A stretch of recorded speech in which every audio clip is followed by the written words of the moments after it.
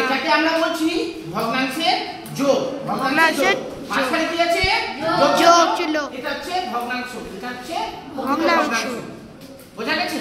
যদি এটাকে কি বলবো বলো তো আমরা? লব। লব, লব নয় লব। ঠিক আছে? ল আর ব। এটাকে কি বলবো আমরা? লব। এটাকে হর। হর। হর সব সময় নিচে, হর সব সময় নিচে, আর লব সব সময় উপরে। তাহলে এটাকে কি বলবো? এটাকে হর। হর। এটাকে কি বলবো? হর আর উপরেরটা লব। লব। তাহলে আমরা কি করব? ভগ্নাংশের যোগ যোগ করব। দেখবে অনেক সময় 7 এর পরিবর্তে 14 আছে, 21 আছে, এরকম থাকতে পারে, বা 18 আছে। যদি আমাদের হরগুলো যদি একই থাকে,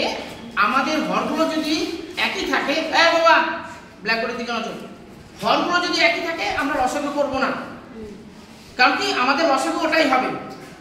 এর আগের দিন আমি কিন্তু দেখিয়েছিলাম যে লসাগু করে নিই, তাই না? ওটাতেও কিন্তু আমরা লসাগু না করলেও পারতাম। আমাদের হরগুলো যদি একই থাকে আমাদের লসাগুও কিন্তু একই হবে। বোঝা গেছে বাবা? প্রতীক বাবা এটাকে কি বলবো? না, এটাকে হর। এটা 7 তো অবশ্যই। এটা ভগ্নাংশের মধ্যে হর। হর আর উপরেরটা ল। ল। বোঝা গেছে? তাহলে সমান সমান দিই, এখানে দাগ দিই, লসাগু করব। লসাগু করি, ঠিক আছে?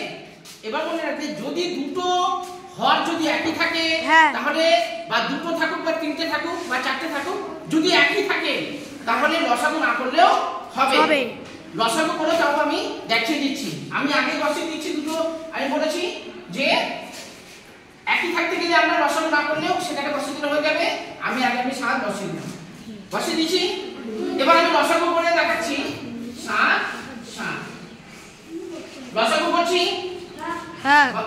একটা না 2 দিয়ে যাবে না, 3 দিয়ে যাবে, 7 দিয়ে যাবে। 7 দিয়ে 3 দিয়ে যাবে। এ বাবা 7 দিয়ে যাবে, 3 দিয়ে যাবে না। 7 পাচ্ছ? না না, তাহলে 3 দিয়ে যাবে না। 4 দিয়ে না, 5 দিয়ে না, 6 দিয়ে না, 7 দিয়ে যাবে। 7 দিয়ে যাবে। 7 থেকে 7 7 না, বলে ভুল হয়েছে। 7 থেকে 7। তাহলে দেখো 7 শুধু থাকে। তাহলে নির্ণয় লসাগু যখন আমরা এভাবে লিখবো, যখন লেখার প্রয়োজন হবে তখন আমরা কি করব? এখানে কিন্তু কমা দেব। লসাগু। লসাগু।